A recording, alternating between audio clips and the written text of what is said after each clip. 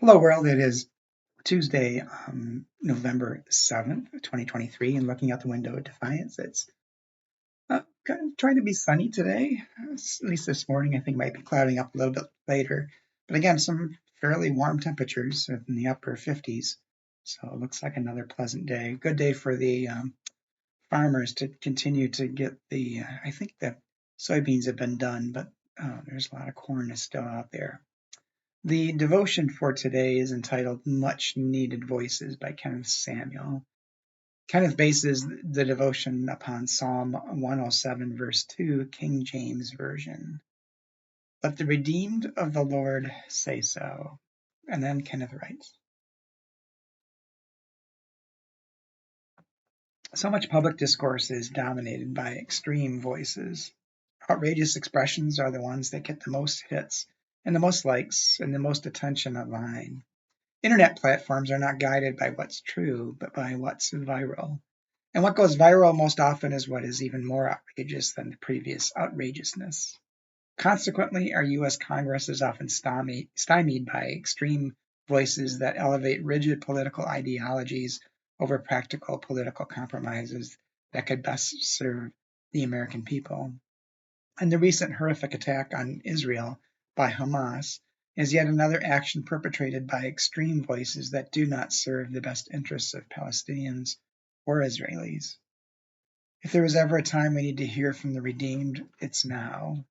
Not just voices of political moderation, but voices of spiritual redemption. The redeemed are not given to any extremes except grace and mercy because they believe their own lives have been saved with a price they could never fully pay themselves. The redeemed eschew extreme judgments and condemnations because they are cognizant of their own sins and shortcomings. The redeemed are not prone to indiscriminate violent retaliation for wrongs committed against them because the peace they have found is founded upon the incarnation of love and reconciliation. The redeemed are not blinded by partisan rivalries because they are committed to universal principles of justice that transcend religion, politics, and nationality. A wise person said, the only thing necessary for the triumph of evil is for good people to do nothing.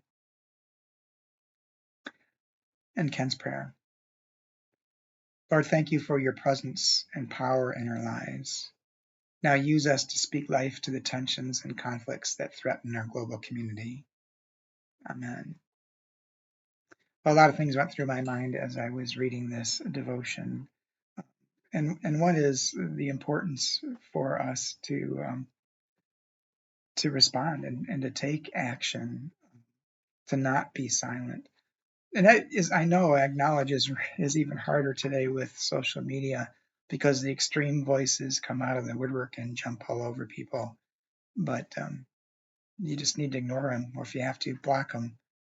But we need to speak up and come up with a different way, another way, a way that involves peace and love and patience and compassion rather than retaliation. That was the other thing that this reminded me of is, yes, what Hamas done was inconceivable and atrocious. And yet I can understand what may have driven that and the way the Palestinians have been really treated for so long. But their actions just made things worse, not better. And then, of course, Israel's reaction to it. In my mind, every time something happens, Israel retaliates in a tenfold way. So 1,400 Israelis were killed. I won't be surprised that Israel won't stop until 14,000 Palestinians are dead. That's not the way of the redeemed. And those of us who are not on the extreme, although perhaps viewed by some as the extreme, need to do something and need to take action, to speak out, to organize, to write letters, to call our representatives in government, to speak out for peace and love and compassion and work very hard toward it. You can say pray as well, but I think prayer without action um, isn't that helpful. I mean, it makes us feel better to pray, but until we start taking action on the things we're praying about, that's what we really need to do. Those are my thoughts from this devotion. Yours may be different, and that's the way it is with devotion. So, hope you have a good day. Hope you can enjoy some of this weather, and pray for the farmers to be able to get their crops in before the rain comes.